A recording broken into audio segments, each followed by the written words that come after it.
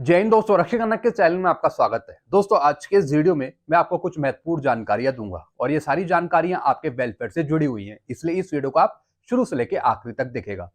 Video में आगे बढ़ने से पहले एक छोटी सी अपील कर रहा हूं, अगर आप पहली बार मेरा चैनल देख रहे हैं या फिर ये वीडियो देख रहे हैं तो आप मेरा चैनल सब्सक्राइब भी कर सकते हैं, जिसका नाम है रक्षित खन्ना, क्योंकि ऐसी जानकारियां, सही जानकारियां आपको मिलती रहती है इस चैनल के माध्यम से। चलते हैं दोस्तों, आगे बढ़ते हैं। सबसे पहली जानकारी है मेरी एडवाइस स्पर्श के सभी पेंशनर्स को, फैमिली पेंशनर को। जी हाँ दोस्तों, एक मैं आपको छोटी सी एडवाइस दूंगा। स्पर्श पीपीओ में और स्पर्श की प्रोफाइल में डेट ऑफ बर्थ जरूर चेक करिए। अगर सही है तो कोई दिक्कत नहीं, अगर गलत है तो सही कराएं। जी हाँ दोस्तों, सबसे पहले आप अपनी डेट ऑफ बर्थ चेक करिए स्पर्श पे, या तो स्पर्श के पीपीओ में या फिर स्पर्श की प्रोफाइल में। अगर आपकी डेट ऑफ बर्थ गलत है, चाहे पेंशनर हो या फिर फैमिली पेंशनर हो, तो आप अपनी डेट ऑफ बर्थ जरूर सही कराएं। मैं ऐसा क्यों बोल रहा हूं दोस्तों, मैं आपको इसलिए बता रहा हूं क्योंकि जब भी आपके 80 साल पूरे होंगे तो आपको एडिशनल पेंशन मिलेगी 20%। 85 साल होंगे तो 30% एडिशनल पेंशन मिलेगी। दोस्तों, डेट ऑफ बर्थ के अकॉर्डिंग ही आपको एडिशनल पेंशन दी जाती है जब आपकी एज 80 साल होती है। अब दोस्तों, अगर डेट ऑफ बर्थ आपकी गलत है तो दोस्तों फिर आपको दिक्कत हो जाएगी एडिशनल पेंशन लेने में।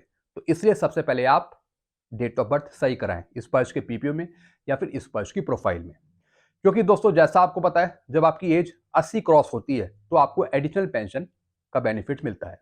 अगर डेट ऑफ बर्थ गलत होगी तो दोस्तों फिर आपकी एज सही तरीके से काउंट नहीं होगी, यानी 80 साल आपको बहुत पहले ही हो जाएंगे लेकिन आपकी एडिशनल पेंशन शुरू नहीं होगी क्योंकि डेट ऑफ बर्थ गलत मेंशन होगी स्पर्श पे। तो सबसे पहले आप डेट ऑफ बर्थ सही कराएं। काफी पेंशनर्स के 80 साल हो गए हैं लेकिन उनको अभी तक एडिशनल पेंशन नहीं मिल रही 20%। वो इस वजह से क्योंकि दोस्तों उनकी डेट ऑफ बर्थ गलत है स्पर्श पीपीओ में या फिर स्पर्श की प्रोफाइल में। तो अगर आपको सही टाइम पे एडिशनल पेंशन का बेनिफिट लेना है, यानी जब आपकी 80 क्रॉस हुए, तो दोस्तों डेट ऑफ बर्थ सही होना बहुत जरूरी है ताकि सही टाइम पे आपको एडिशनल पेंशन मिले। मैं दोनों पेंशनर्स की बात कर रहा हूं, चाहे फैमिली पेंशनर हो या फिर खुद नॉर्मल पेंशनर हो। तो दोस्तों सबसे पहले आप डेट ऑफ बर्थ चेक करें स्पर्श के पीपीओ में या फिर स्पर्श की प्रोफाइल में। अगर आपकी डेट ऑफ बर्थ बिल्कुल सही है तब आपको कुछ कार्रवाई करने की जरूरत नहीं है।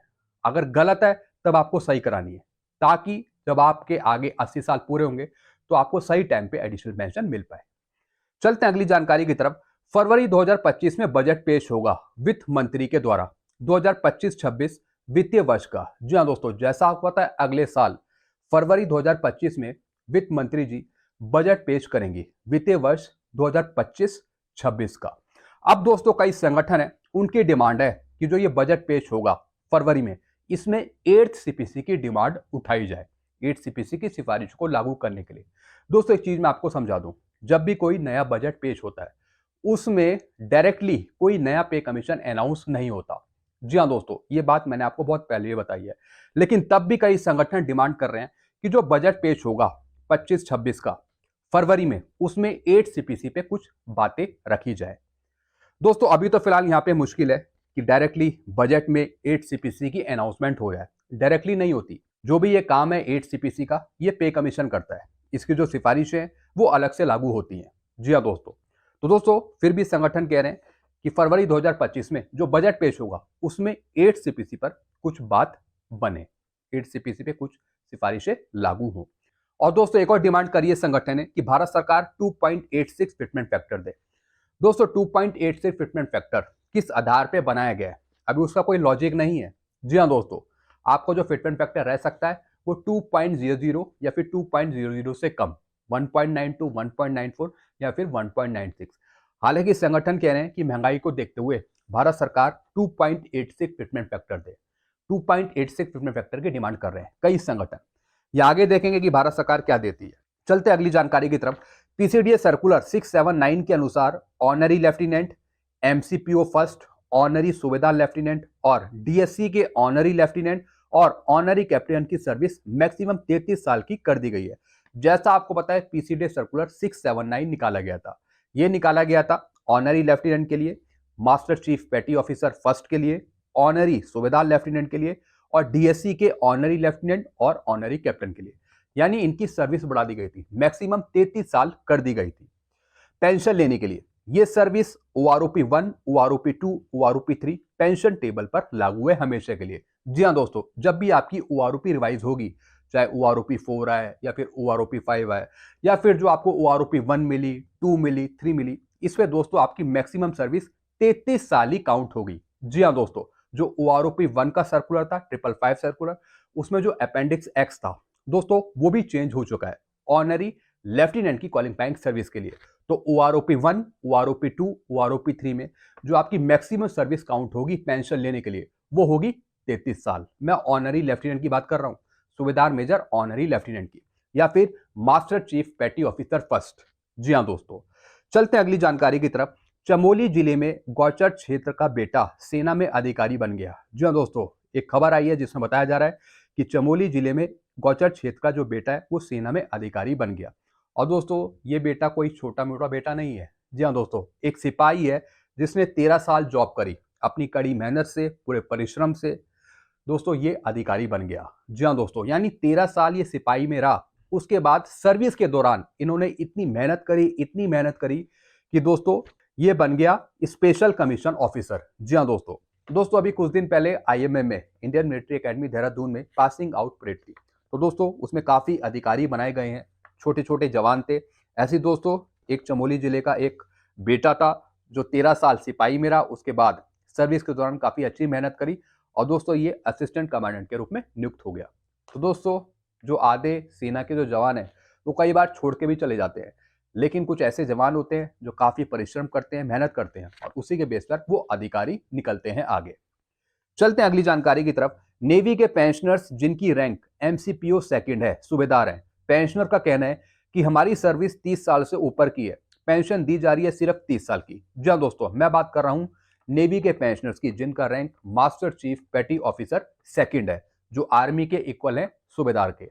अब दोस्तों इनका कहना है कि हमारी सर्विस तो 30 साल से ज्यादा है। आर्मी में अगर हम देखते हैं तो ये 30 साल की रहती है या फिर 28 साल की रहती है सूबेदार की। लेकिन दोस्तों अगर मैं MCPO की बात करूं, MCPO मास्टर चीफ पेटी ऑफिसर सेकंड, नेवी के जो रैंक है, जो सूबेदार का इक्विवेलेंट है, दोस्तों इनकी सर्विस कई बार 30 साल से ऊपर की रहती है, 30 साल से ऊपर की। लेकिन दोस्तों अगर आप OROP टेबल देखें तो उसमें इनकी मैक्सिमम सर्विस 30 साल की दे रखी है, यानी पेंशन ये लेंगे सिर्फ 30 साल की, भले इनकी सर्विस 30 साल से ऊपर की है। तो दोस्तों यहाँ पर MCPO ऑब्जेक्शन कर रहे हैं, ये कह रहे हैं कि हमें 30 साल से ऊपर की पेंशन दी जाए। मैंने आपको कल भी बताया था कि आपकी लेंथ ऑफ सर्विस के हिसाब से आपकी पेंशन होनी चाहिए OROP में, चाहे वो OROP 1 हो, 2 हो, 3 हो, कोई भी हो।